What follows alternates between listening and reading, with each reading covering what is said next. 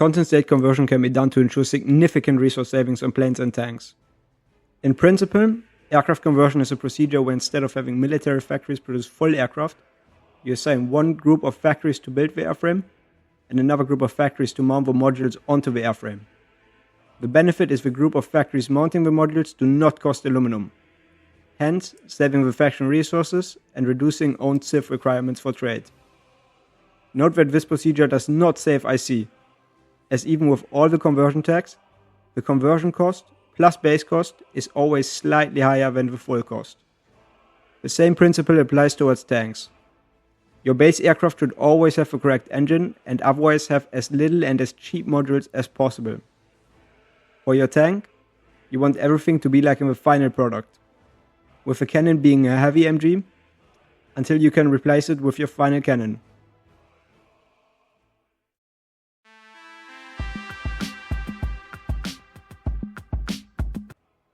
You want planning on every naval invasion. On D-Day, for example, you can get that by drawing a front line on Ireland. When planning naval invasions, and after you reach max planning, you can delete the front line and right-click your army. This will then disperse your troops evenly on all naval invasion orders.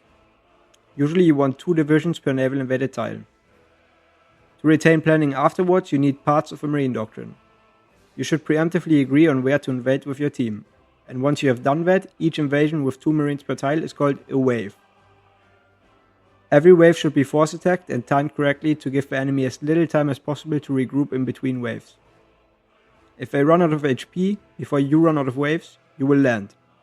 On a typical D-Day in a competitive vanilla game, this usually takes 3 to 4 waves. Afterwards, you flood in mass mob and tanks.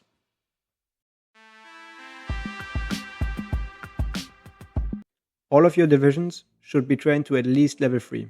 This can sometimes be hard, especially with tanks and other low reliability equipment, since the losses often get out of hand real fast. There is a way to avoid this though.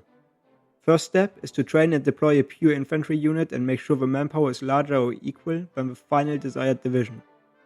The second step is to edit the deployed template from step 1 to the final desired division, but do not press save. Step 3 is to click the equipment tab to the right of the division name, and to turn off all equipment for the division, then save the division. Now in the field, those deployed train divisions should all appear to be low strength while being fully trained, and do not reinforce any equipment. The final step is to now convert any of those trained divisions in the field into the desired division. This will reinforce the required equipment. This also allows you to have fully trained tanks all around the world without needing any equipment for them.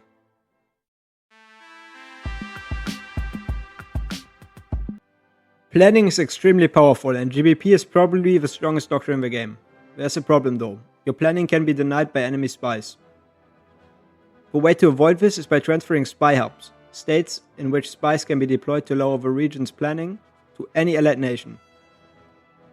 In mods which allow removing planning through spies, it is absolutely crucial to do this.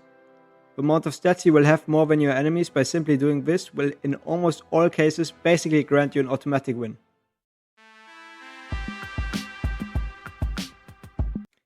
Generals can give you a huge stat advantage if you learn how to properly grind them. It's important to maximize their attack level, which can be done by selecting bold attack before leveling them up, and to get them the right trait for their respective division. For infantry it should be infantry leader, for tanks panzer expert and combined arms expert, and so forth.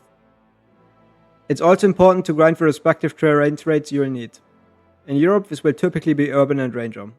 Just get whichever you can though. Each trait you grind makes your experience gain drop drastically, so you never want to finish traits till you have all other traits you are planning to get virtually finished. You can do this by avoiding certain terrain types or by converting divisions. If you meet any of the ratios of a trait you have almost finished, just change the division's type. To know when a division counts as what type for grinding, just check their original division icon. If it shows a tank, it counts as a tank. If it shows cavalry, it counts as cavalry, and so forth.